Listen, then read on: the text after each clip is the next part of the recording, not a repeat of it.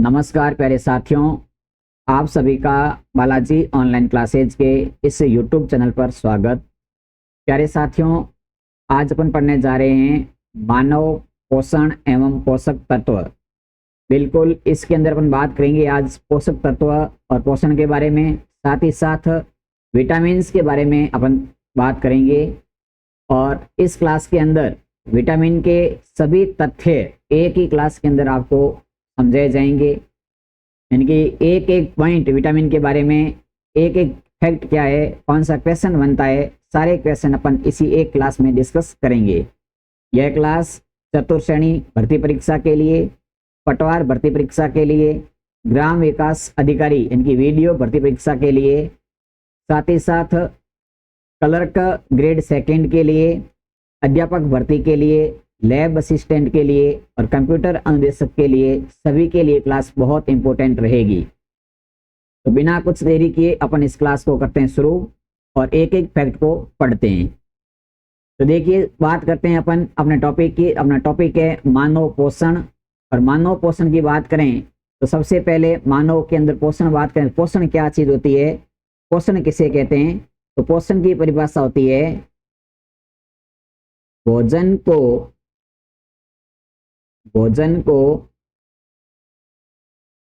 ग्रहण करने की विधि, भोजन को ग्रहण करने की विधि या विधि के भी कह सकते हैं या अपन प्रक्रिया भी कह सकते हैं। तो भोजन को ग्रहण करने की विधि या प्रक्रिया क्या कहलाती है, पोषण कहलाती है। और पोषण के अंदर हम क्या चीज करेंगे, भोजन करेंगे तो भोजन में पोषण करेंगे। पोषण करने के लिए हमें क्या चाहिए, पोषक तत्व चाहिए। क्या चाहिए, पोषक तत्व चाहिए। अब हमारे जो भोजन की बात करें तो हमारे भोजन में दो प्रकार के पोषक तत्व होते हैं। कितने प्रकार के पोषक तत्व होते हैं, दो प्रकार के पोषक तत्व होते हैं। जिसमें से पहला प्रकार है जिसमें आते हैं कार्बनिक तत्व, यानी कि ऐसे तत्व जिसमें कार्बन की मात्रा होती है। तो कार्बनिक तत्व इनकी जो कार्बन से मिलकर के बने हो, जिसके अंदर कार्बन कंपाउंड यौगिक काम आया हो। और दूसरे आते हैं अकार्बनिक तत्व, अकार्बनिक तत्व तो जिसके अंदर कार्बन की मात्रा नहीं हो। अब हमारे शरीर में हम जब भोजन करते हैं और भोजन के अंदर पोषक तत्व लेते हैं, और वो पोषक तत्व दो प्रकार के होते हैं, कार्बनिक और अकार्बनिक। तो अब हमारे दिमाग में क्वेश्चन आ गया कि कार्बनिक तत्व कौन से होंगे और अकार्बनिक तत्व कौन से होंगे। तो बात करते हैं अपन कार्बनिक तत्व की या कार्बनिक यौगिक की बात करें तो इसके अंदर आता है कार्बोहाइड्रेट,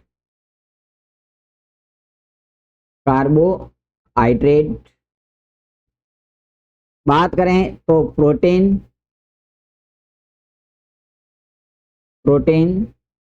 बात करते हैं इसके अंदर अपन वसा की, और बात करते हैं विटामिन की। तो ये जो पोषक तत्व है ये है कार्बनिक पोषक तत्व।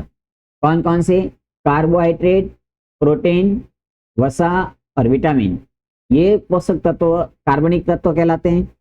और बात करते हैं अकार्बनिक तत्व की, तो अकार्बनिक तत्व के अंदर आता है जल और साथ में आता है खनिज लवण, जल तथा खनिज लवण।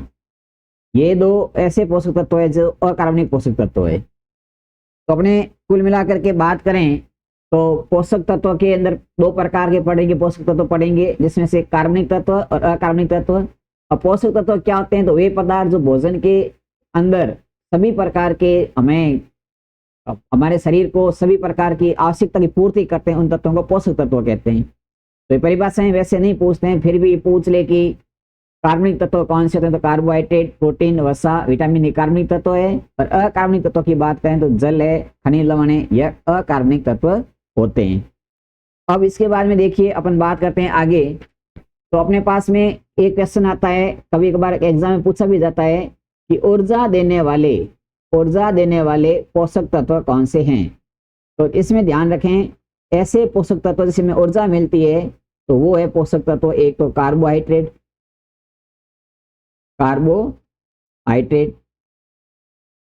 दूसरा आता है इसके अंदर अपना वसा, और तीसरा पोषक तत्व आता है प्रोटीन।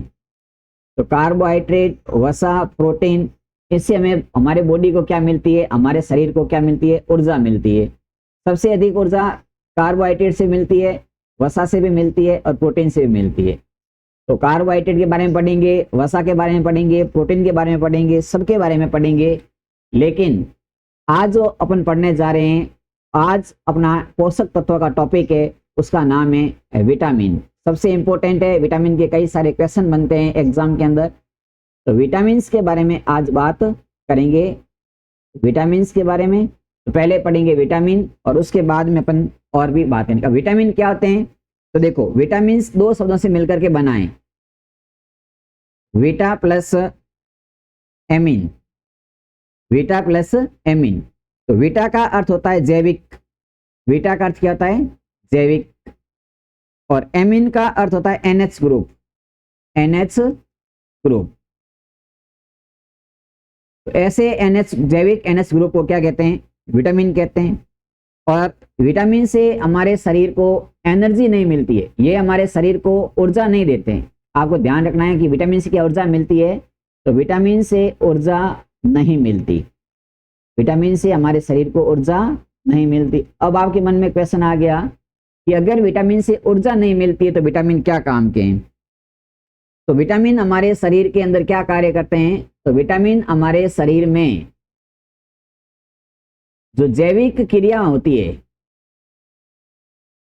जैविक क्रियाओं का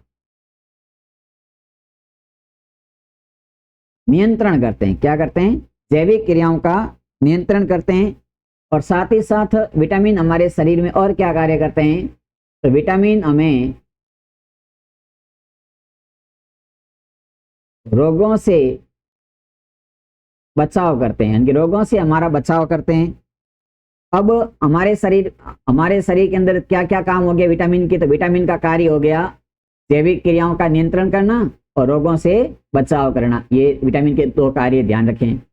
अब आपके दिमाग में क्वेश्चन आता है इस विटामिन के बारे में और क्या फैक्ट बन सकते हैं। तो देखिए मैं आपको बता देता हूं, आगे की स्लाइड में बात करते हैं। तो देखिए विटामिन, अब विटामिन क्या चीज है, तो विटामिन से ऊर्जा नहीं मिलती है। विटामिन हमारे शरीर में एक तो करते हैं क्या, जैविक क्रियाओं का नियंत्रण, जैविक क्रियाओं को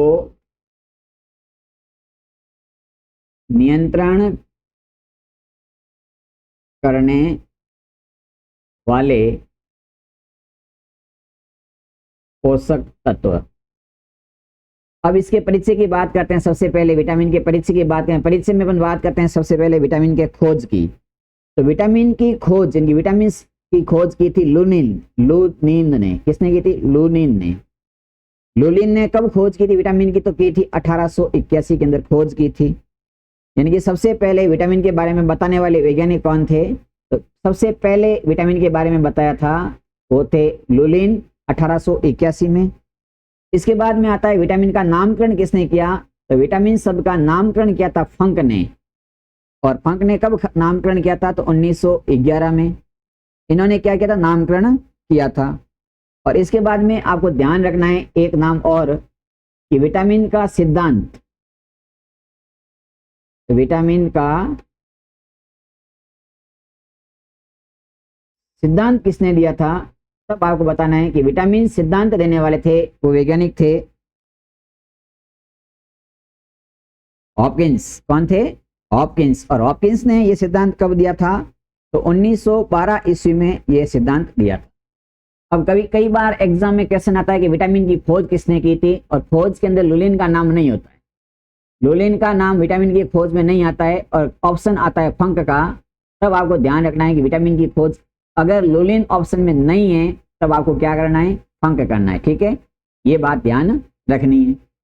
इसके बाद देखिए अपन बात करते हैं, अगले स्लाइड के अंदर बात करते हैं कि विटामिन कितने प्रकार के होते हैं। तो जल में घुलनशील, जल में घुलनशीलता के आधार पर विटामिन का वर्गीकरण, यानी कि घुलनशीलता के आधार पर हम क्या करते हैं, विटामिन का वर्गीकरण करते हैं। तो कुछ विटामिन होते हैं जो जल में घुल जाते हैं, लेकिन कुछ विटामिन होते हैं जो वसा में घुलते हैं, जल में नहीं घुलते। तो अब जल में घुलने वाले विटामिन कौन से हैं और वसा में घुलने वाले कौन से हैं, तो देखिए जल के अंदर तो विटामिन घुसता है, घुल जाता है, इनकी जल के अंदर पूरा मिक्स हो जाता है, वो कौन है? विटामिन बी और सी। इसकी आप ट्रिक याद करेंगे, जल में घुलनशील विटामिन की ट्रिक याद करेंगे, बस क्या याद करेंगे? बस,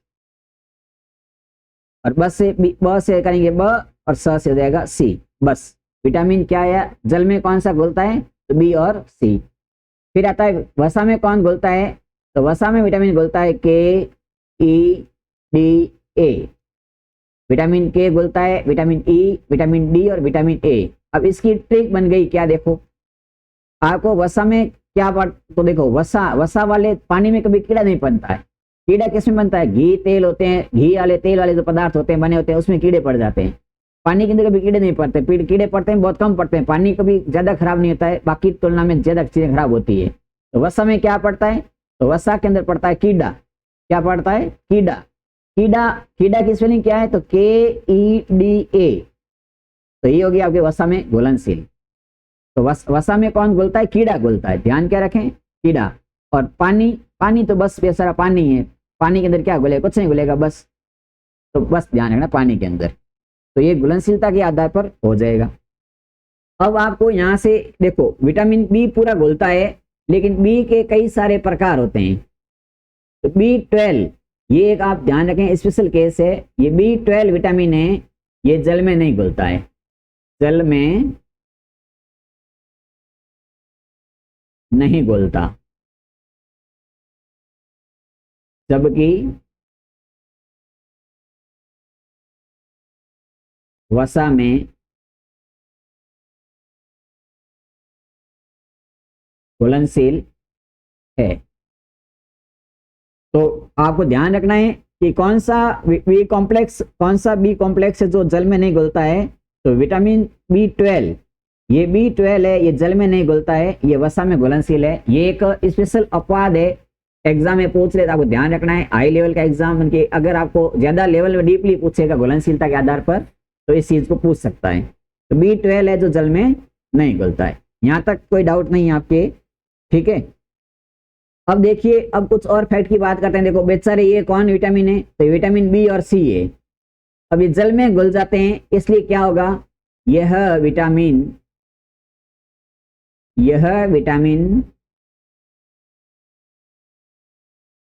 हमारे मूत्र के साथ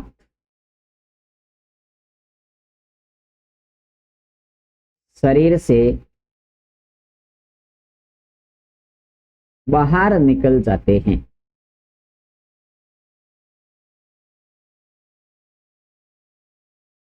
मतलब बी और सी क्या है? जल में घुलनशील है, और जल में घुलनशील है तो हमारे मूत्र के साथ क्या हो जाते हैं? बाहर निकल जाते हैं। तो आपको पूछ ले कि कौन से विटामिन हमारे शरीर में स्टोर नहीं होते, तो बी और सी है, ये विटामिन हमारे शरीर में स्टोर यानी संग्रहित नहीं होते। तो आपको ध्यान रखें कौन से विटामिन है जो हमारे शरीर में स्टोर नहीं होते हैं, संग्रहित नहीं होते हैं। तो आपको ध्यान रखना है विटामिन बी और सी है जो हमारे शरीर में स्टोर नहीं रहते हैं, रुकते नहीं हैं, काम करते हैं लेकिन स्टोर इनके संग्रहण उसका नहीं होता है, क्योंकि पानी में घुल जाते हैं और पानी में घुल करके मूत्र के साथ में बाहर निकल जाते हैं। तो फिर आपके मन में सवाल आ गया कि हमारे शरीर में कौन से विटामिन है जो संग्रहित रहते हैं? तो जो कीड़ा है ये हमारे शरीर में संग्रहित रहता है। तो ध्यान रखना, यह विटामिन हमारे शरीर में संग्रहित यानी कि स्टोर रहते हैं।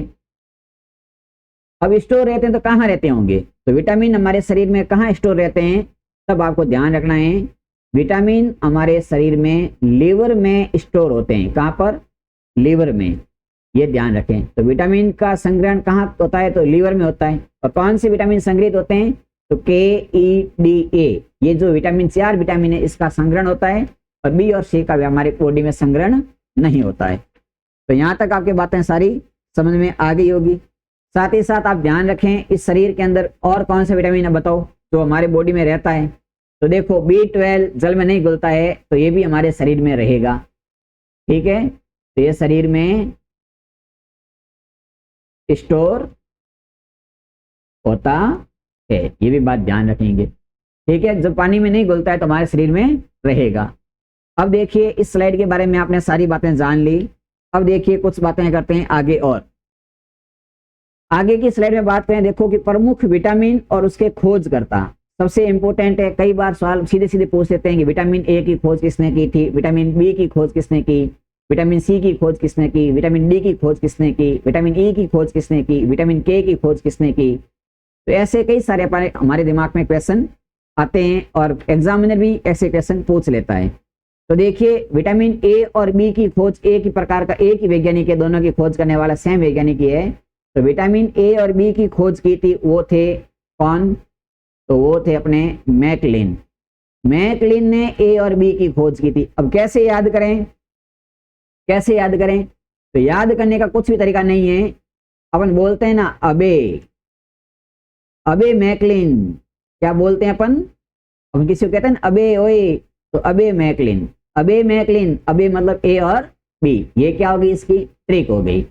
अबे मैकलिन, अबे मैकलिन का मतलब क्या है, अबे मैकलिन का मतलब है ए और बी की खोज मैकलिन ने की थी, ये एक ट्रिक ध्यान रखें, अबे मैकलिन, ठीक है। अगला आता है सी। अब सी की खोज किसने की थी, तो सी की खोज की थी हॉलकर ने। किसने की थी, हॉलकर ने। तो इसकी ट्रिक क्या करें, सी हॉल, कैसा हॉल है, सी हॉल, हॉल को देखो, सी इनकी देखना, अपने कहते हैं ना इंग्लिश में सी हॉल, तो सी हॉल, तो सी की खोज किसने की थी, हॉल करने की थी। हॉल से क्या याद करेंगे, हॉल, तो सी हॉल, ये इसकी क्या हो गई, ये इसकी ट्रिक हो गई। इसके बाद देखिए विटामिन डी, तो डी की खोज किसने की थी, अब डी की खोज करने वाले कौन थे, तो हॉपकिंस, कौन थे, हॉपकिंस, हॉपकिंस। अब हॉपकिंस ने डी की खोज की थी तो इसका क्या करें, हॉपकिंस डॉक्टर था, कौन था, डॉक्टर था, तो डॉक्टर हॉपकिंस, डॉक्टर हॉपकिंस। अब डॉक्टर हॉपकिंस नाम से डॉग से अपने डॉक्टर को क्या लिखते हैं, इंग्लिश में डी लिखते हैं, तो ये ट्रिक बन जाएगी, डॉक्टर हॉपकिंस, डॉक्टर का क्या बनाना है, डी बनाना है। तो डी की खोज किसने की थी, तो विटामिन डी की खोज की थी हॉपकिंस ने, ठीक है, ये इसकी ट्रिक बन गई। इसके बाद में आता है विटामिन ई की खोज किसने की थी, तो आपको ध्यान रखना है इसका हिंदी नाम, हिंदी में वैज्ञानिक का नाम में जो कुछ अलग लिखे आते हैं, आप ध्यान रखें, इवांस एंड इवांस एंड बायोसिप ने, इवांस एंड बायोसिप, इवांस एंड बायोसिप ने विटामिन ई से इवांस एंड बायोसिप, ई से इवांस एंड बायोसिप, ये आपको थोड़ा ध्यान रखना है, ई फॉर इवांस और बायोसिप विटामिन ए के बारे में। और विटामिन के की खोज किसने की थी, तो विटामिन के की खोज के डैम, डैम व डोजी ने, डैम व डोजी, डैम व डोजी ने।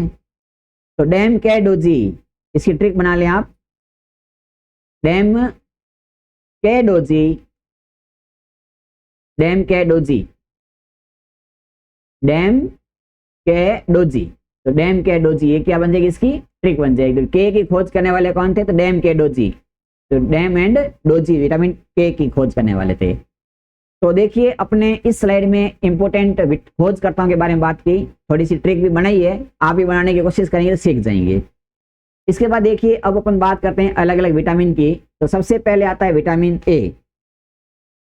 विटामिन के बारे में देखो प्रमुख सवाल क्या बनते हैं, तो एक तो उसका पूछते हैं रासायनिक नाम, एक उसके स्रोत पूछे जाते हैं, एक उसकी कमी से रोग पूछे जाता है। ये 3 सवाल हर विटामिन के बारे में फिक्स बनने वाले होते हैं। तो सबसे पहले विटामिन ए की बात करें तो विटामिन ए का रासायनिक नाम क्या है, तो रासायनिक नाम है रेटिनॉल। क्या है, रेटिनॉल। विटामिन ए का केमिकल नेम क्या है, तो रेटिनॉल या रेटेनॉल, रेटेनॉल भी कहते हैं, रेटिनॉल भी कहते हैं, ठीक है, ध्यान रखें। फिर आता है इसके स्रोत क्या क्या है, इसके स्रोत में आपको ध्यान रखना है सबसे इंपॉर्टेंट गाजर,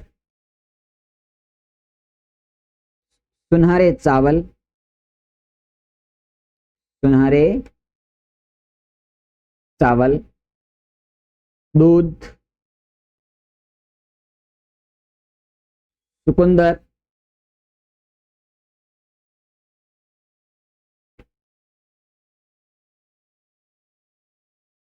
मछली का तेल,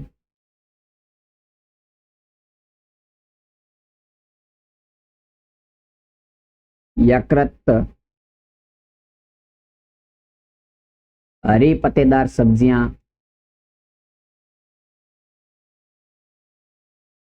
हरी पत्तेदार सब्जी आदि इसके क्या रहेंगे, स्रोत रहेंगे। तो स्रोत में तो ज्यादातर वैसे सामान्य समय लगभग सेम ही रहते हैं, फिर भी गाजर है, चावल है, चुकंदर है, ये विटामिन ए के हैं। अब इस विटामिन ए की कमी से रोग कौन सा होगा, तो कमी से रोग आपको वेरी इंपॉर्टेंट है। इसकी कमी से रोग का नाम है, जिसका दो रोग होते हैं। आप एक रोग तो हमेशा पढ़ते आते हैं, 2 से 3 रोग होते हैं, लेकिन एक रोग आप पढ़ते हैं रतौंधी। ये आप छोटी क्लास में भी पढ़ते हैं। विटामिन ए की कमी से रोग होता है एक तो रतौंधी रोग होता है। दूसरा इसकी कमी से रोग होता है जिसका नाम है जीरो पथलेमिया। जीरो पथलेमिया, कैसा पथलेमिया, तो जीरो पथलेमिया। और तीसरा इसकी कमी से रोग होता है जिसका नाम है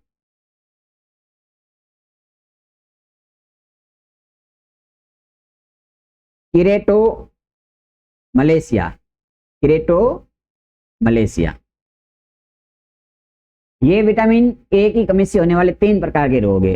अब आपको सबके बारे में ध्यान देना चाहिए। रतौंधी रोग क्या होता है, जीरो पथलेमिया क्या होता है, किरेटो मलेशिया क्या होता है। तो रतौंधी रोग का तो आपको सबको पता है कि रात्रि के समय कम दिखाई देता है, धुंधला दिखाई देता है। रात्रि के समय कम दिखाई देना, ये इस रोग का लक्षण होता है। पढ़े भी हैं।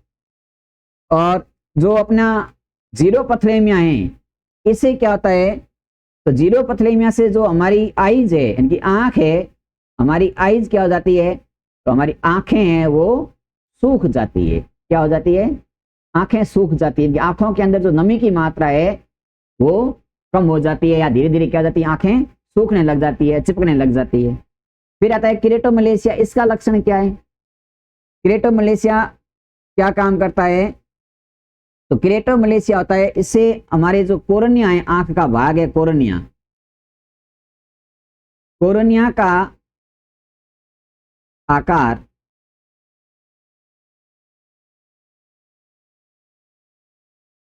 असमान हो जाना। तो कोर्निया का जो आकार है वो अनियंत्रित हो जाता है किरेटो मलेशिया के अंदर। तो आपको ये तीनों प्रकार के रोगों के बारे में और इनके अंदर बातें हैं, जो विशेष पॉइंट है वो ध्यान रखना है। एक आपको यहाँ से आंख के बारे में बात आ गई है, तो एक मैं आपको यहाँ से बता देता हूँ, आप ध्यान रखें। हमारी आंख में क्या बनते हैं, तो आंख में बनते हैं आंसू। तो आंसू बनाने के लिए कौन सी ग्रंथि कार्य करती है, तो आंसू बनाने वाली ग्रंथि, इस ग्रंथि को एक्टिव करने का काम भी कौन करता है, रेटिनॉल ही करता है। तो आंसू बनाने वाली ग्रंथि कौन सी है, तो उस ग्रंथि का नाम है लैक्राइमल। कौन सी ग्रंथि, लैक्राइमल ग्रंथि। इस लैक्राइमल ग्रंथि से आंसू बनते हैं। तो लैक्राइमल ग्रंथि को एक्टिव भी कौन करता है, विटामिन ए करता है। अगर विटामिन ए की कमी हो जाएगी तो इस ग्रंथि की भी एक्टिव, इनकी सक्रियता क्या हो जाएगी, कम हो जाएगी, इनकी आंसू बनना भी बंद हो जाएगा। ये था विटामिन ए के बारे में। इसके अलावा बात करते हैं, देखो विटामिन ए के बारे में और फैक्ट की बात करें तो इसको टीकाकरण में प्रयुक्त किया जाता है, प्रति संक्रमण में प्रयुक्त किया जाता है, और ये त्वचा के स्वस्थ रखने में भी काम करता है। त्वचा के बारे में वो ज्यादा इंपॉर्टेंट नहीं है, खास बातें हैं जो मैंने आपको बता दी है। तो कुल मिलाकर के आपको यहाँ से विटामिन ए के बारे में सारी बातें समझ में आ गई। अब देखिए अपन बात करते हैं अगले विटामिन की, जिसका नाम है विटामिन डी। अभी मैंने बी नहीं लिया है क्योंकि बी के बहुत सारे कॉम्प्लेक्स है, उसको लास्ट में पढ़ूंगा, उसमें सारी बातें करेंगे। B12 है, B5 है, B7 है, B9 है, B4 है, B2 है, B1 है, अलग अलग उसमें बातें करेंगे। तो पहले शॉर्ट विटामिन है उसको बारे में बात की। तो विटामिन डी, अब विटामिन डी का सबसे पहले तो आता है रासायनिक नाम क्या है, तो रासायनिक नाम है इसका कैसीफेरॉल। कैसीफेरॉल, कैसे याद करें आप? कैल्सीफेरॉल। कैसे से क्या याद करेंगे? कैल्सीफेरॉल। कैल्सीफेरॉल, कैल्सीफेरॉल कर दो, कैल्सीफेरॉल से कैल्सीफेरॉल हो जाएगा। तो विटामिन डी का रासायनिक नाम है कैल्सीफेरॉल। कैल्सीफेरॉल आपको याद करेंगे तो आपको ऑप्शन मिलता है वैसे कंपटीशन में, तो कैल्सीफेरॉल इसका केमिकल नेम हो जाएगा। साथ ही साथ आपको ध्यान रखें विटामिन डी को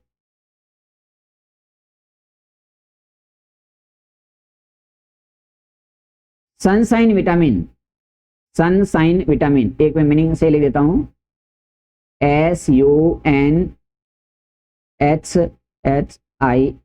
सनसाइन विटामिन भी कहते हैं। ये बात आपको ध्यान रखनी है। या इसको अपन अलग बात करें, इसका होता है सूर्य वाला विटामिन। सूर्य वाला, सनसाइन का मतलब सूर्य वाला विटामिन। तो ये विटामिन डी के बारे में ध्यान रखना है। केमिकल नेम क्या है? तो कैल्सीफेरॉल है। इसके बाद में इसके स्रोत की बात करें तो विटामिन डी के स्रोत क्या है? तो वैसे स्रोत तो सबसे इंपॉर्टेंट स्रोत बात करें तो बता देता हूं मैं, ये एकमात्र ऐसा विटामिन है जो सूर्य की गुनगुनी धूप में पाया जाता है। सूर्य की हल्की धूप में किसके द्वारा? त्वचा द्वारा बनता है। तो सूर्य की हल्की धूप में यह त्वचा द्वारा बनता है, ये इसका मेन स्रोत है। बाकी बात करते हैं तो इसके अंदर दूध है, थोड़ा बहुत दूध में होता है, मांस में पाया जाता है, अंडा है, मछली है, ये इसके और भी स्रोत है। लेकिन मेन स्रोत क्या देगा? तो सूर्य की धूप हो जाएगी, इसमें ही पूछा जाता है। फिर आता है कि इसकी कमी से रोग क्या होता है? तो विटामिन डी की कमी से रोग होता है। इसमें भी 3 प्रकार के रोग पढ़ेंगे अपन। आप छोटी क्लास में या स्कूल लेवल में अपन पढ़ते हैं रिकेट्स, रिकेट्स, रिकेट्स, एक मिनट, रिकेट्स, तो रिकेट्स पढ़ते हैं। इसके अलावा देखिए 2 रोग और भी है जो अपन को ध्यान रखना है। एक तो है ऑस्ट्रोमलेशिया, ऑस्ट्रोमलेशिया, रिकेट्स और ऑस्ट्रोमलेशिया। और एक है जिसका नाम है ऑस्टियोपोरिसस।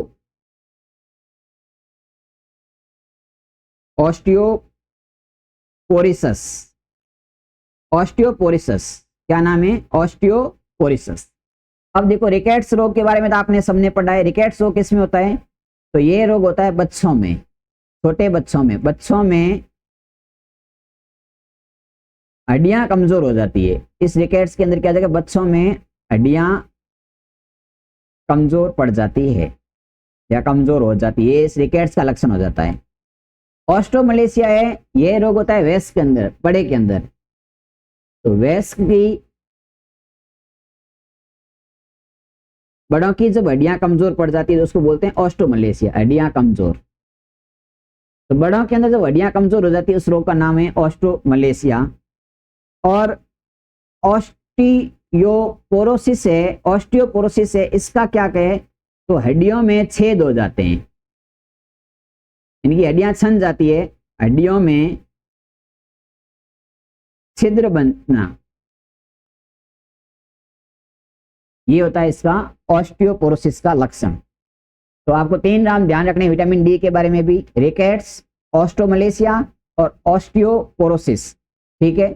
रिकेट्स के अंदर तो क्या होगा कि बच्चों की हड्डियां कमजोर हो जाती है, ऑस्ट्रोमलेशिया में कि वयस्क की हड्डियां कमजोर हो जाती है, और ऑस्टियोपोरोसिस में हड्डियों के अंदर छेद हो जाते हैं।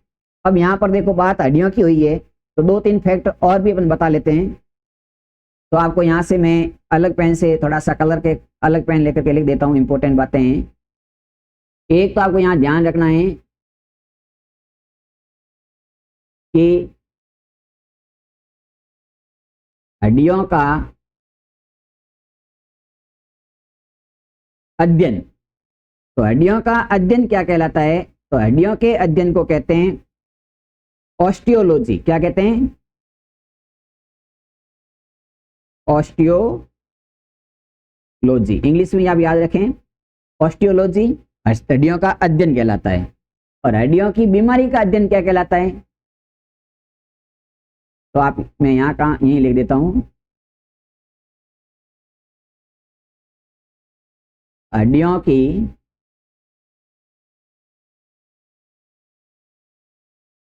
बीमारी का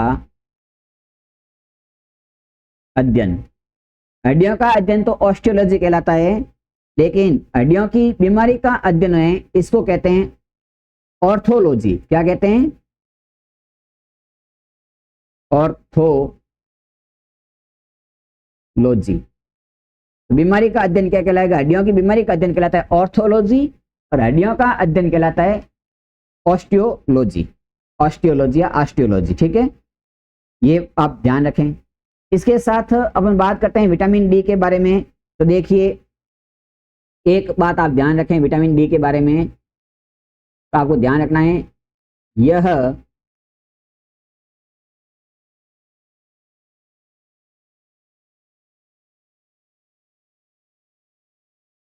तेजी से बनने वाला विटामिन है। यह बहुत तेजी से बनने वाला विटामिन है।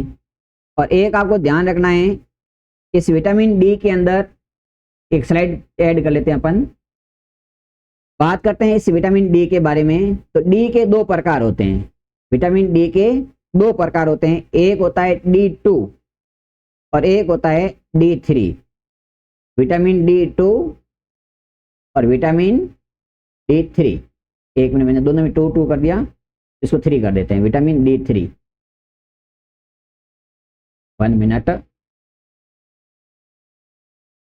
Vitamin D3। अब D2 को क्या कहते हैं? तो विटामिन D2 का नाम ध्यान रखें, विटामिन D2 का नाम है इग्रो कैल्सीफिरॉल। इग्रो कैल्सीफिरॉल। और विटामिन D3 का नाम है, वो है कोले कैल्सीफिरॉल।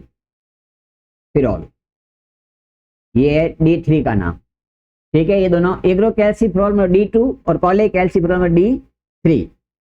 इसके बाद में आपको देखो एक वेरी इंपॉर्टेंट फैक्ट ध्यान रखना है, एकमात्र विटामिन जो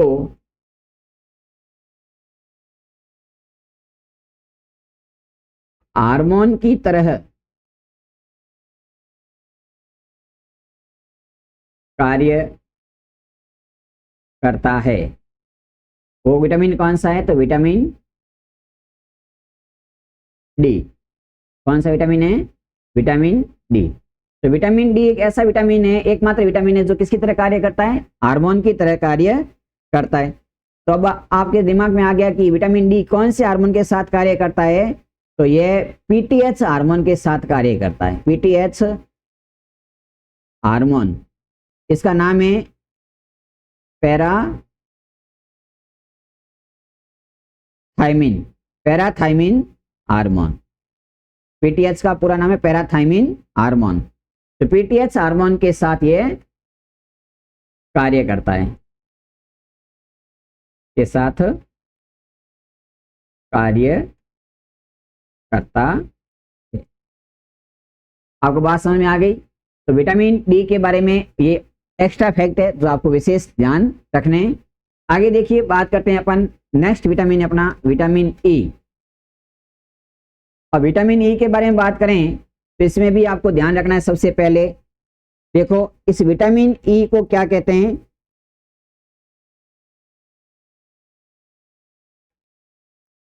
देखो, इसका एक और नाम ध्यान रखें। विटामिन ई के बारे में आपको कुछ फैक्ट बताता हूं। तो विटामिन ई को कहते हैं ब्यूटी विटामिन। क्या कहते हैं? Beauty vitamin. और इसको क्या कहते हैं? तो इसको कहते हैं सुंदरता का विटामिन।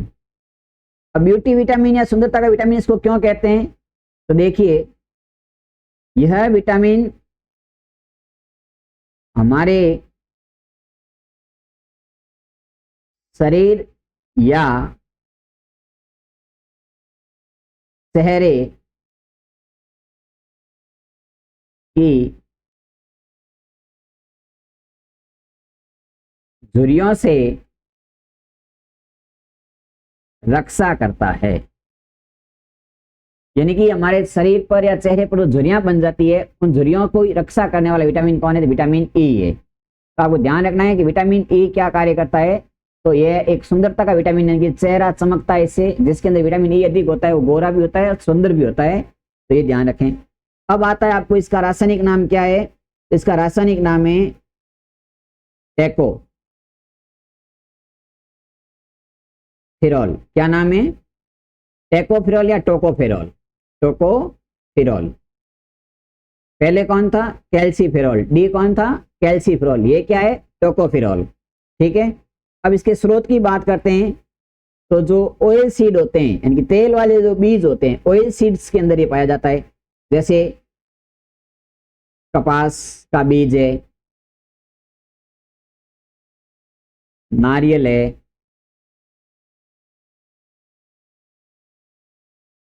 सूरजमुखी का बीज है या तेल है, मछली का तेल है, सोयाबीन का तेल है। इसके अंदर इनकी सब ऑयली पदार्थों के अंदर ये ज्यादा कार्य करता है। अब आता है कि इसकी कमी से क्या क्या रोग होते हैं।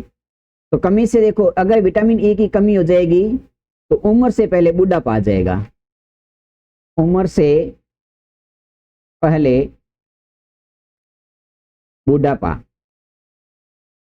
साथ ही साथ दूसरा क्या आ जाएगा कि विटामिन ई कम है तो हमारे शरीर के अंदर जो प्रजनन क्षमता होती है, तो हमारी जो प्रजनन क्षमता कम हो जाएगी। प्रजनन क्षमता में कमी, यानी कि हमारी प्रजनन क्षमता में क्या आ जाएगी? कमी आ जाएगी। और प्रजनन क्षमता में जब कमी आ जाएगी तो इस रोग, अगर विटामिन ई किसी में बिल्कुल भी नहीं होता है तो उसे पांज या नपुंसकता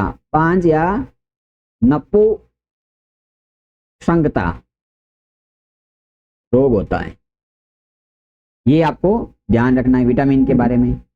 अब पीटी विटामिन है प्रजनन देखो, प्रजनन क्षमता में कमी आती है तो इसको आप एक और भी ध्यान रखना है, जनन विटामिन भी कह सकते हैं या प्रजनन विटामिन। प्रजनन वाला विटामिन भी आप उसका नाम ध्यान रखें। ठीक है। इसके अलावा देखिए, बात करते हैं इस विटामिन की। तो विटामिन ई है वो हमारी बॉडी के अंदर प्रतिऑक्सीकारक का काम भी करता है और ये ऊतकों को नुकसान से बचाता है। कि हमारे शरीर के अंदर जो कोशिका होती है, कोशिकाओं से ऊतक बनते हैं, ऊतकों का नुकसान नहीं हो उसकी भी सुरक्षा करता है। तो ये भी बातें आप ध्यान रखेंगे, साथ में मैंने बोल दी है। तो ये था अपना विटामिन ई के बारे में फैक्ट। अगले बात करते हैं अपन, जिसका नाम है विटामिन के। क्या नाम है? विटामिन के। अब विटामिन के बारे में बात करें तो सबसे पहले इसका केमिकल नेम पढ़ लेते हैं। तो केमिकल नेम है इसका फाइलोक्विनोन। क्या नाम है? फाइलोक्विनोन। फाइलोक्विनोन। क्या नाम है? फाइलोक्विनोन। कैसी फाइलो के अंदर क्विनोन कौन है? के। तो फाइलोक्विनोन। स्रोत की बात करें तो इसके स्रोत होते हैं, विटामिन के स्रोत होते हैं हरी सब्जियां। वेरी इंपॉर्टेंट है, हरी सब्जियां सारी आती, पत्तेदार सब्जियां। साथ ही साथ चुकंदर है। और बात करते हैं इसके अंदर अंडा है, मांस है। ये लगभग सब में सेम ही होता है, लगभग स्रोत तो मैंने कहा ना लगभग सेम ही रहता है सबके अंदर। अब देखिए विटामिन के अंदर अपन फैक्ट की बात करें तो ये विटामिन बनता है हमारी बड़ी आंत के अंदर। कहाँ बनता है? हमारे शरीर के अंदर जो पाचन तंत्र है, पाचन तंत्र की जो बड़ी आंत होती है, बड़ी आंत के अंदर एक भाग होता है जिसका नाम है क्लोन। क्या नाम है? क्लोन। इस क्लोन के अंदर ये विटामिन बनता है। तो ये विशेष ध्यान रखें, ये विटामिन कहाँ बनता है? तो बड़ी आंत के अंदर, क्लोन के अंदर बनता है। और क्लोन के अंदर बनाने वाला कौन होता है? तो क्लोन में एक जीवाणु पैदा, जिसका नाम है ई कोलाई। E coli. तो ई कोलाई इस विटामिन का निर्माण करता है। फिर आता है इसके अंदर क्या काम होते हैं। तो देखो ये विटामिन क्या कार्य करता है। तो इस विटामिन से एक तो कार्य होता है यह विटामिन हमारे शरीर के अंदर जो रक्त होता है, जब घाव लग जाता है तो रक्त का थक्का बनाने का कार्य करता है, रक्त का थक्का बनाने में सहायक। एक तो इस के विटामिन का ये कार्य हो गया कि विटामिन के का क्या कार्य है, तो रक्त का थक्का बनाने में सहायता करता है। साथ ही साथ अगर रक्त का थक्का नहीं बनेगा तो रोग हो जाएगा। रोग का नाम क्या है, तो रोग का नाम है हीमोफीलिया। हीमोफीलिया। तो विटामिन के की कमी से कौन सा रोग होता है, तो रोग होता है हीमोफीलिया। और हीमोफीलिया के लक्षण क्या है, तो रक्त का थक्का नहीं जमता है, रक्त का थक्का नहीं बनना, इसे कहते हैं हीमोफीलिया। क्या कहते हैं, हीमोफीलिया कहते हैं, जिससे रक्त का थक्का नहीं बनता है। तो कुल मिलाकर के विटामिन के बारे में अपने बात की, तो के के अंदर अपने लगभग ये बातें सारी कर दी। तो विटामिन के की कमी से रोग कौन सा होता है, तो रोग होता है जिसका नाम है हीमोफीलिया। हीमोफीलिया के लक्षण क्या है, तो रक्त का थक्का नहीं बनता है। और जब रक्त का थक्का नहीं बनेगा तो आप ध्यान रखें, चोट या घाव के दौरान रक्त का लगातार प्रवाह होना, यानी कि जब चोट या घाव लगी थी तो रक्त लगातार बहता रहेगा, खून निकलता रहेगा, रुकेगा नहीं, क्योंकि रक्त का थक्का जमता है, जमेगा नहीं, रक्त जमेगा नहीं तो रुकना संभव नहीं है। तो ऐसे में अगर विटामिन के की कमी है तो किसी इंसान के चोट वोट लग जाए तो उसका रक्त ज्यादा निकल सकता है, जिससे मौत भी हो सकती है और थकान भी, शारीरिक थकान भी आती है। तो विशेष ध्यान रखें विटामिन के बारे में कुछ इंपॉर्टेंट बातें हैं जो। इसके बाद देखिए अपन बात करते हैं, अगला है हमारा, उस विटामिन का नाम है विटामिन सी। क्या नाम है, विटामिन सी। तो विटामिन सी के बारे में बात करें, इसके बारे में देखिए, विटामिन सी के बारे में कई सारे फैक्ट है। यह कौन से पदार्थों में पाया जाता है, कैसा है। अब देखो, अपने पहले क्या कौन से विटामिन पढ़ लिए हैं, तो अपने विटामिन ए पढ़ा, विटामिन डी पढ़ा, विटामिन ई पढ़ा और विटामिन के पढ़ा, मतलब कीड़ा आपने पढ़ लिया है। जो वसा के घुलनशील विटामिन थे अपने पढ़ लिए हैं। अब हम बात करते हैं जल में घुलनशील है, तो इसके लक्षण भी अलग होंगे। तो विटामिन सी का रासायनिक नाम है एस्कॉर्बिक अम्ल। क्या नाम है इसका, एक मिनट, रासायनिक नाम है, आगे लिख देता हूं यहाँ पर, एस्कॉर्बिक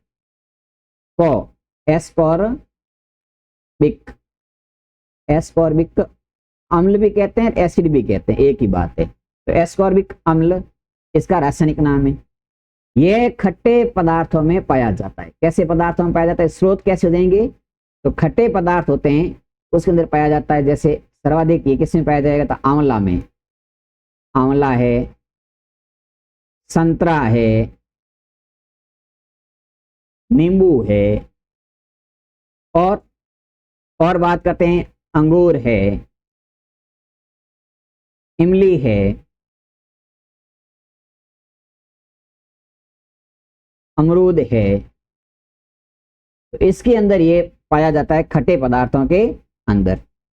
फिर आता है इसकी कमी से रोग कौन सा होगा, तो इसकी कमी से रोग होता है, उसका नाम है स्कर्वी रोग। कौन सा रोग होता है, स्कर्वी रोग। अब स्कर्वी रोग के लक्षण क्या है, तो हमारे जो शरीर के, हमारे जो मुंह में मसूड़े होते हैं, दांतों के जो तले वाले भाग, दांतों की जड़ें, तो मसूड़ों से खून आने लग जाता है। ये इस रोग का लक्षण होता है विटामिन सी की कमी से। अब इसके बारे में देखिए, और फैक्ट की बात करते हैं विटामिन सी के बारे में। तो विटामिन सी के बारे में आप ध्यान रखना, अगर हम किसी भी चीज को उष्मा देते हैं, यानी उसको गर्म करते हैं, तो उष्मा देने पर सबसे पहले नष्ट होता है, उष्मा देने पर तुरंत नष्ट हो जाता है। तो उष्मा देते ही ये विटामिन क्या जाता है, नष्ट हो जाता है। यानी कि कोई भी पदार्थ हम गर्म करेंगे तो गर्म करते विटामिन सी क्या हो जाएगा, उसमें से नष्ट हो जाते हैं। जैसे सब्जियों के अंदर विटामिन सी होता है, लेकिन पकाते हैं तो उसमें से विटामिन हट जाता है। दूसरा आता है, इस विटामिन का एक और विशेषता है कि हमारे जो शरीर पे घाव लगते हैं, तो घाव को भरने में यह सबसे अधिक सहायक है, घाव भरने में सहायक। तो विटामिन सी घाव को ठीक करने में कार्य करता है, घाव भरने के लिए एक एंटीबायोटिक का काम भी करता है। अब आता है कि यह विटामिन है, ये विशेष, इसका एक अपवाद ध्यान रखना कि दूध में कौन सा विटामिन नहीं पाया जाता है। दूध में कौन सा विटामिन नहीं पाया जाता। तो विटामिन सी है, ये आपका दूध में नहीं पाया जाएगा। तो आपको यहाँ पर अगर स्रोत के अंदर दूध ऑप्शन पूछ ले और कह दे इसमें से कौन सा विटामिन सी का स्रोत नहीं है, तो विटामिन सी का दूध है जो स्रोत नहीं है। लेकिन यहाँ पर वापस एक अपवाद के रूप में आप बात ध्यान रखें, अगर दूध में नहीं पाया जाता है तो कोई ऐसा भी दूध होगा जिसमें विटामिन सी होना चाहिए। तो आप ध्यान रखें, तो ऊँटनी का दूध होता है, ऊँटनी के दूध में विटामिन सी, ऊँटनी के दूध में विटामिन सी क्या होता है, पाया जाता है। सामान्य दूध में विटामिन नहीं होता है, लेकिन जो ऊँटनी का दूध होता है उसके अंदर विटामिन सी पाया जाता है। इसलिए ऐसा नहीं है कि हम दूध खा लें तो हमारे बॉडी को सारे विटामिन मिल जाएंगे, बिल्कुल नहीं मिलेंगे, क्योंकि दूध के अंदर एक तो विटामिन नहीं होता है और एक दूध के अंदर आयरन नहीं होता है। तो दो ऐसे पदार्थ है जो विटामिन सी और आयरन, ये दूध में नहीं होते हैं। और एक बात आप ध्यान रखें, दूध के अलावा आपको ध्यान रखना है, एक ऑप्शन में और नाम ध्यान रखें, मांस होता है, मांस में भी विटामिन सी नहीं होता है। दूध और मांस के अंदर विटामिन सी नहीं पाया जाता, ये विशेष आप ध्यान रखें, ठीक है। और अपन बात करते हैं, देखो एक तो नाम आपने रोग पढ़ लिया स्कर्वी, स्कर्वी के अलावा इसका दूसरा रोग का नाम, लक्षण वही है मसूड़ों से खून आना, लेकिन स्कर्वी की जगह कभी कभार इस रोग को कह देते हैं पायरिया। पायरिया क्या कह देते हैं, तो पायरिया या स्कर्वी इसके कमी से होने वाले रोग है, ये भी आप विशेष बातें ध्यान रखें। तो स्कर्वी है, पायरिया है, खट्टे पदार्थों में पाया जाता है। ये विटामिन सी के कुछ फैक्ट थे जो हमने पढ़े। अब देखिए अपन बात करते हैं लास्ट विटामिन, जिसका नाम है विटामिन बी। अब इसके अंदर कई सारे कॉम्प्लेक्स वगैरह है, उसको पढ़ेंगे विटामिन बी के बारे में। विटामिन बी काफी लंबा चौड़ा विटामिन है, तो इसको विशेष तौर से हमें पढ़ना पड़ेगा, एक एक फैक्ट के बारे में इसका अध्ययन करना पड़ेगा।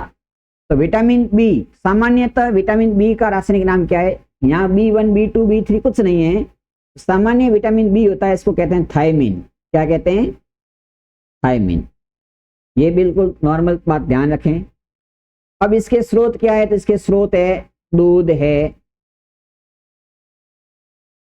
अंडा है, दही है, घी है, मक्खन है, ये नॉर्मली विटामिन बी के स्रोत आते हैं, ETC इत्यादि। और विशेष बात है कि बी की कमी से, तो अलग अलग बी एक स्पेशल होता नहीं, B1 B2 B3 होता है, तो इसके बी की कमी से कोई रोग का नाम अपन नहीं पढ़ते हैं। वैसे ध्यान रखें, कभी सीधा सीधा पूछ भी ले कि बी की कमी से कौन सा रोग होता है, तो आप रोग बता देंगे B for berry berry, B for berry berry. सीधा सिंपल पूछ ले तो आप बता दें बेरी बेरी, बाकी B1 की कमी से होगा बेरी बेरी, अपन बात करेंगे उसको B1 में पढ़ेंगे। तो बी के अंदर नॉर्मली बी का नाम ये भी होता है, इतना ही पूछा जाता है। लेकिन इसके बारे में अगले फैक्ट की बात करें तो देखो, बी विटामिन के बारे में तथ्य आप ध्यान रखें कि जब हम सब्जी होती है, अगर हम सब्जियों को काट करके धोते हैं, काट कर धोते हैं, सब्जियों को काट कर धोते हैं, तो बी विटामिन क्या हो जाता है, नष्ट हो जाता है। जब सब्जियों को काट के धोते हैं तो बी विटामिन नष्ट हो जाता है। अब देखिए बात करते हैं इसके कॉम्प्लेक्स की, तो सबसे पहले आता है B1। B1 का रासायनिक नाम की बात करें तो बी और B1 एक ही बात होती है, तो बी का रासायनिक नाम है थायमिन। और इसके स्रोत की बात करें तो इसके स्रोत के अंदर चावल है, गेहूं है, दालें हैं, बादाम है, काजू है, सूरजमुखी का तेल है,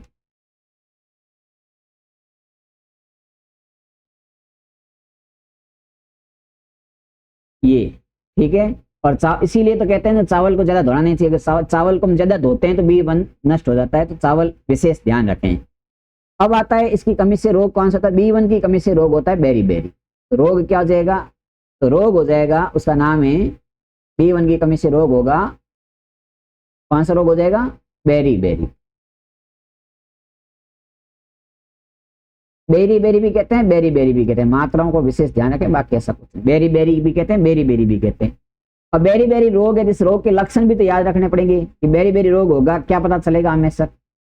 तो हमें ये पता चलेगा कि एक तो क्या होगा इसका लक्षण, अत्यधिक थकान आएगी। क्या होगी? अत्यधिक थकान आएगी। दूसरा क्या होगा, हमारी जो तंत्रिका कोशिका है, तंत्रिका तंत्र अनियंत्रित हो जाएगा, तंत्रिका तंत्र अनियंत्रित हो जाएगा, चक्कर वगैरह आने शुरू हो जाएंगे हमारे को। और तीसरा है लकवा, या तो लकवा हो जाएगा या मांसपेशियों में ऐंठन आने शुरू हो जाएंगे, मांसपेशियों में ऐंठन यानी कि पॉइंटें पड़ना शुरू हो जाएंगे, लकवा हो जाएगा, मांसपेशियां कहीं सिकुड़ने लग जाएगी। तो B1 की कमी से ये विशेष बातें ध्यान रखनी है। अगला है B2। B2 को दूसरा नाम अपने विटामिन जी भी कह सकते हैं, विटामिन जी। B2 को विटामिन जी के नाम से भी जाना जाता है। और इसका केमिकल नेम की बात करें तो इसको कहते हैं राइबोफ्लेविन। कैसा फ्लेविन? तो राइबोफ्लेविन, राइबोफ्लेविन इसका केमिकल नेम हो जाएगा। इसे जी नाम से भी जाना जाता है।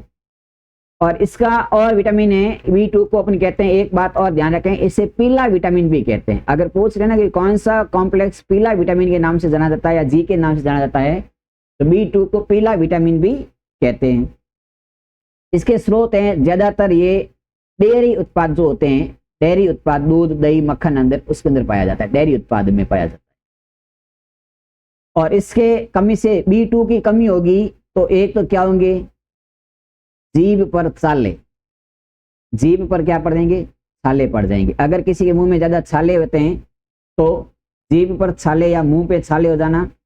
और त्वचा फटती है ज्यादा, अगर हमारे हमारे जो शरीर के अंदर हमारी बॉडी की जो त्वचा है अगर वो फट रही है या टाइट हो रही है तो उसमें दरार आ रही है, त्वचा में फटना।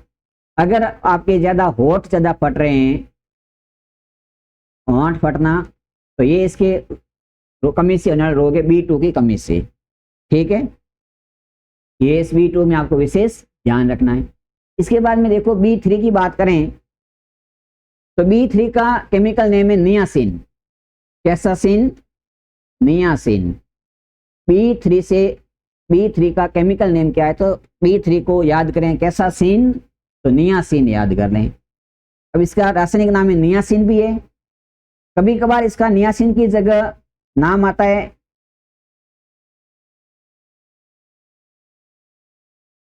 निकेटिन अम्ल, तो भी आप ध्यान रखें।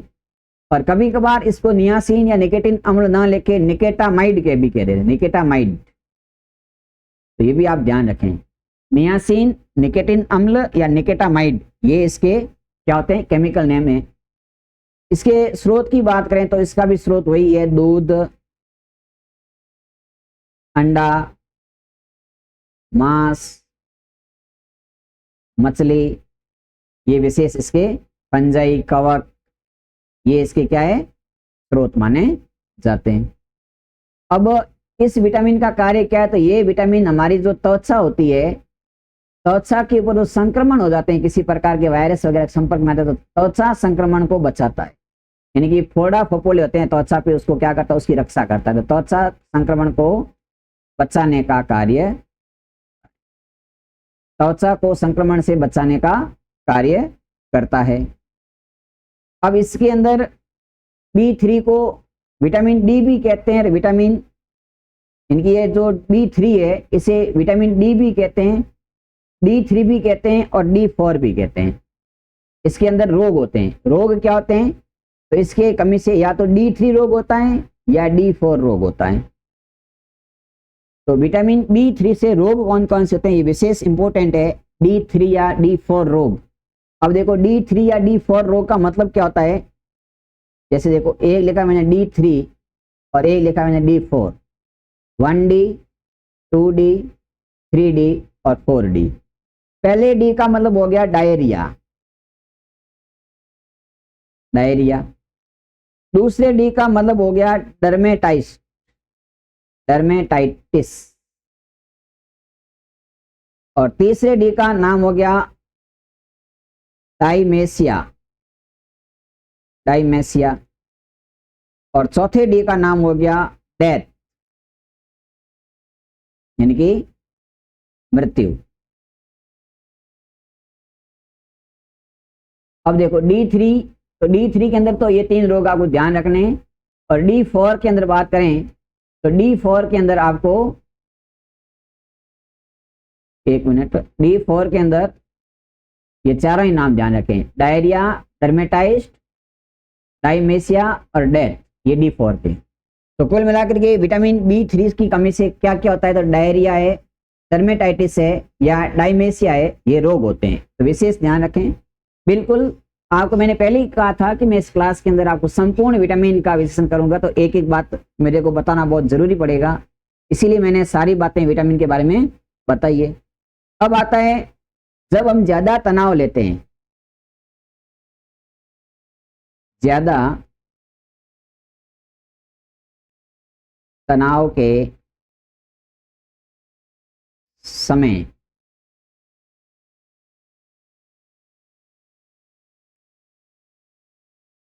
यह विटामिन, कौन सा विटामिन, B3 कम होने लगता है। यानी कि जब हम टेंशन ज्यादा लेते हैं, ज्यादा तनाव लेते हैं, तो B3 कम होने लग जाता है। और जब B3 कम होने लग जाएगा तो इंसान की, तनाव के समय B3 कम हो जाएगा तो D4 रोग हो जाता है, इंसान की मौत भी हो सकती है। तो इसके लिए ज्यादा ध्यान रखेंगे, जब ज्यादा तनाव लेते हैं तो तनाव के समय विटामिन कम होने लग जाता। आगे हम बात करेंगे अगला विटामिन है अपना, जिसके अंदर बात करेंगे विटामिन B5। अब B5 का केमिकल नाम की बात करें तो इसका नाम है पेंटाथेनिक अम्ल, पेंटाथेनिक,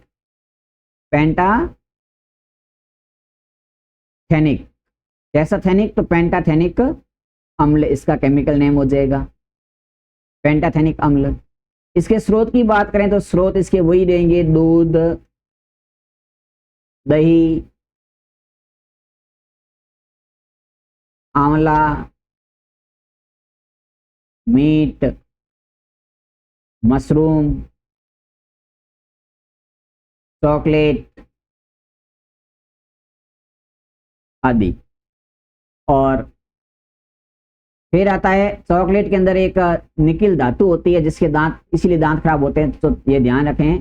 चॉकलेट में निकिल धातु पाई जाती है, निकिल, ये निकिल धातु होती है और इस निकिल धातु के कारण ही दांत क्या होते हैं, खराब होते हैं। इसीलिए कहते हैं ज्यादा दांत चॉकलेट नहीं खाने से दांत खराब हो जाएंगे। तो चॉकलेट में क्या पाया जाता है, तो चॉकलेट में निकिल धातु होती है, दांत खराब हो जाते हैं। बाकी इसकी कमी से जो रोग होते हैं वो हमारे क्या होते हैं, पैरों के तले जलना, पैरों के अंदर पगथलियां होती है, उसमें जलन होती है, कि पैरों के तले में जलन। और इसके अंदर हमारे क्या होते हैं, तो बाल सफेद हो जाते हैं, बालों का सफेद होना B5 की कमी से। और इससे क्या हो जाएगा, तो इससे गंजापन, यानी कि आदमी गंजा हो सकता है, तो गंजापन, गंजापन, आदमी गंजा हो जाता है। ठीक है, ये विशेष इसके हो जाएंगे। अब देखो यहाँ पर बालों के बारे में बात आई तो कुछ साइड इफेक्ट अपन बात कर लेते हैं, बालों से संबंधित इंपॉर्टेंट तथ्य है। तो बालों से संबंधित तथ्य में बात करें तो पहला आपको ध्यान रखना है कि बालों का अध्ययन क्या कहलाता है, बालों का अध्ययन, बालों के अध्ययन को कहते हैं टेरिक्सोलॉजी, टेरिकोलॉजी, TRICHOLOGY, टेरिसोलॉजी।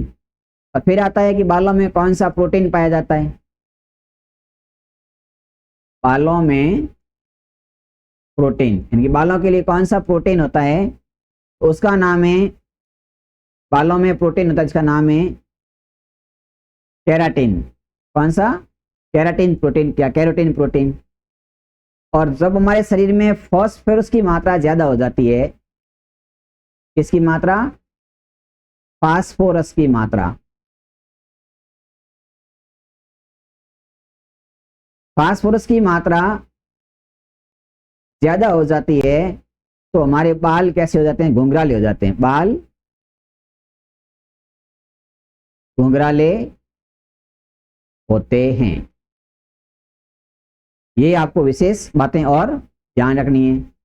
और बालों के लिए विटामिन B5 इंपॉर्टेंट है। अगर विटामिन आपको बालों से संबंधित की बीमारी है तो आप विटामिन B5 से जांच करें, B5 के स्रोत यूज करें। अगला आता है विटामिन B6। तो विटामिन B6 का केमिकल नेम या रासायनिक नाम की बात करें तो इसका नाम है पायरोडॉक्सिन। क्या नाम है? पायरोडॉक्सिन। विटामिन B6 का रासायनिक नाम है पायरोडॉक्सिन। और यह पपीता है, अनार है, इसके स्रोत है पपीता, अनार, नारियल पानी आदि इसके स्रोत माने जाते हैं B6 के। और B6 की कमी से क्या होता है? तो एक तो इसकी कमी से यानी कि हमारे जो गुर्दे में पथरी होती है, गुर्दे में पथरी इस B6 की कमी के कारण होती है। एक तो ये होता है। दूसरा आता है कि हमारे शरीर के अंदर तनाव की स्थिति बन जाती है, तनाव में वृद्धि होने लगती है, यानी कि टेंशन बढ़ जाती है इसकी कमी से। और इसके अंदर हमारे शरीर के अंदर क्या होता है? जो हमारा ब्लड है उसका असंतुलन हो जाता है। ब्लड या रक्त का संतुलन बिगड़ जाता है।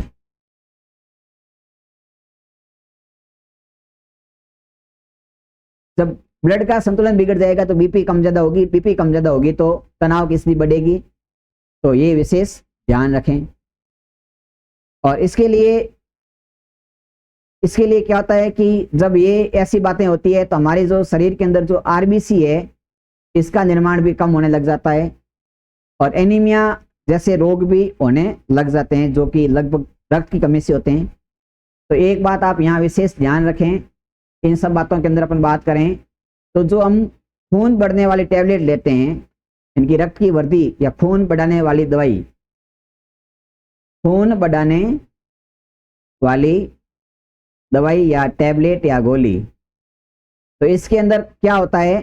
तो खून बढ़ाने वाली टैबलेट होती है, इसके अंदर होता है FeSO4.7H2O, यानी कि फेरस सल्फेट होता है और इसे बोलते हैं हरा-थोथा यूज किया जाता है। तो अब हरे थोथे का नाम आया तो हरा थोथा खून बढ़ाने दवाई में काम आता है। तो आपको 2-3 फैक्ट और ध्यान रखने हैं। एक होता है नीला थोथा, इसका भी सूत्र पूछा जाए तो नीले थोथे का सूत्र होता है CuSO4.7H2O। और एक होता है सफेद थोथा, इसका सूत्र पूछे आपको तो इसका होता है ZnSO4.7H2O।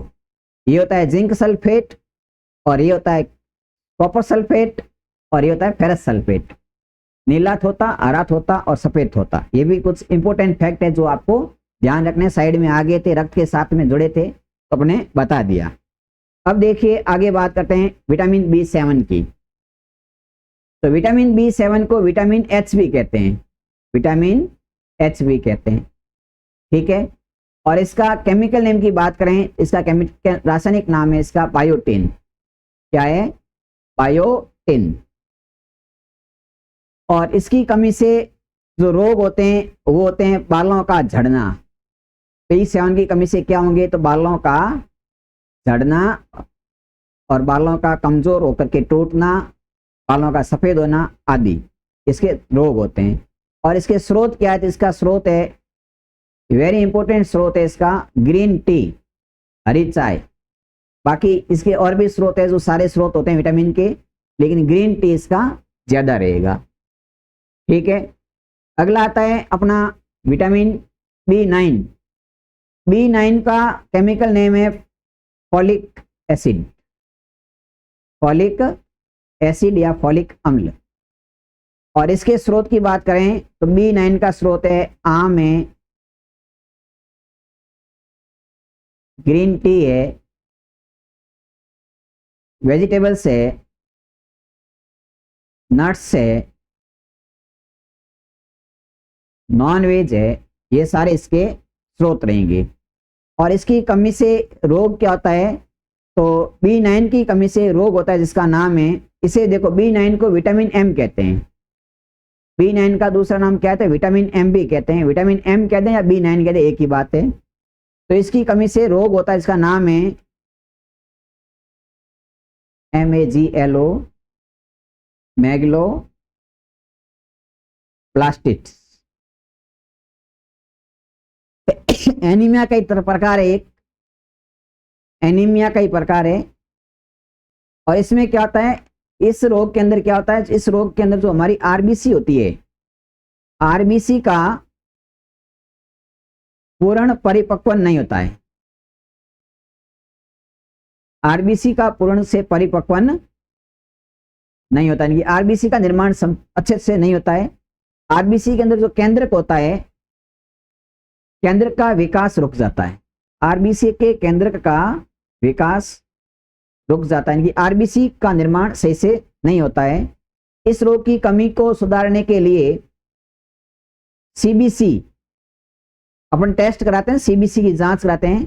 तो सीबीसी की फुल फॉर्म क्या है, या इसके सीबीसी तो इसका आता है टोटल ब्लड काउंट। इनकी सीबीसी करा करके जो टोटल ब्लड काउंट होती है उसके अकॉर्डिंग हम पता लगा सकते हैं टोटल ब्लड काउंट,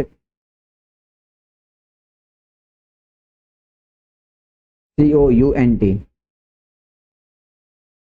तो टोटल सीबीसी से टोटल ब्लड काउंट कराते हैं और इसके अंदर होता है। और गर्भवती महिलाओं के लिए वेरी इंपॉर्टेंट है कौन सा, विटामिन B9। गर्भवती महिला में B9 का होना जरूरी है। तो गर्भवती महिलाओं के लिए अति आवश्यक विटामिन है। यह हार्मोन का संतुलन करता है, इसलिए ज्यादा आवश्यक है। इसके बाद में आता है विटामिन B12। अब इस B12 का बात करें तो B12 का रासायनिक नाम है वह साइनो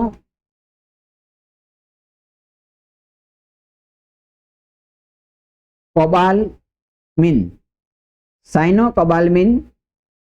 और इसे ब्लू विटामिन, नीला विटामिन, ब्लू विटामिन भी कहते हैं, या इसको हिंदी में नीला विटामिन भी कहते हैं। B12 को ब्लू विटामिन भी कहते हैं, नीला विटामिन भी कहते हैं। और जो B2 है, आपने पढ़ा था B2 को पीला विटामिन कहते हैं। एक बार देखिए, वापस हम बात कर लेते हैं B2 के बारे में, वहां मैंने लिखा भी होगा, शायद देख लेते हैं एक बार। B5, B1, एक मिनट, B2, हाँ लिखा है। तो B2 को पीला विटामिन कहते हैं, तो B12 को क्या कहते हैं, तो B12 को नीला विटामिन कहते हैं। ठीक है, इसके अंदर बात करते हैं, इसके स्रोत की बात करें तो इसका स्रोत है पालक है, मेथी है, इनकी जो पत्तेदार सब्जियां हैं, और बारिश का पानी,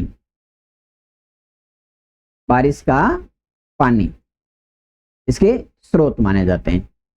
फिर आता है कि इसकी कमी से जो अपने शरीर के अंदर जो खून होता है वो खून पीला पड़ जाता है। कमी के कारण क्या होता है, खून के अंदर पीलापन बढ़ जाता है। जिसका खून पीला पड़ता है उसको कहते हैं ओटोपस। और हीमोग्लोबिन जो वर्णक होता है वो भी इसके अंदर रह जाता है। साथ ही साथ बात करते हैं तो इसकी कमी से और रोग होता है जिसका नाम है पर्नीशियस एनीमिया। ये भी एक एनीमिया का प्रकार ही है।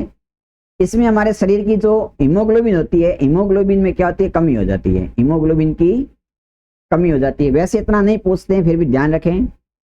और ये विटामिन हमारे शरीर के यकृत में स्टोर रहता है, यकृत में स्टोर होता है B12। ठीक है, बहुत कम मात्रा में यकृत में यह स्टोर होता है। ये बात इसके बारे में ध्यान रखनी है, B12 के बारे में। इसके बाद देखिए, बात करते हैं B12 के आगे छोटे 2 विटामिन और है जिसका नाम है B15, B15। तो B15 का आप केमिकल नाम की बात करें तो इसका केमिकल नाम है पेंजेमिक एसिड, पेंजेमिक एसिड। और इसका स्रोत है फलीदार सब्जियां, फलीदार सब्जियां B15 का स्रोत है। बाकी B15 के इफेक्ट नहीं है ज्यादा। और B16 का रासायनिक नाम है एमाइग डेलिन, एमाइग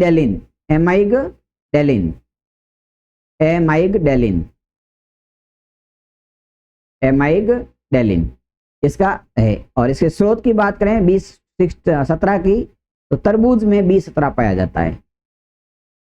और ये कैंसर के इलाज के लिए भी इसका उपयोग होता है। तो B17 का यूज कैंसर के इलाज में, कैंसर के इलाज में सहायक, ठीक है। इसके अलावा हमने विटामिन के सारे बात कर ली।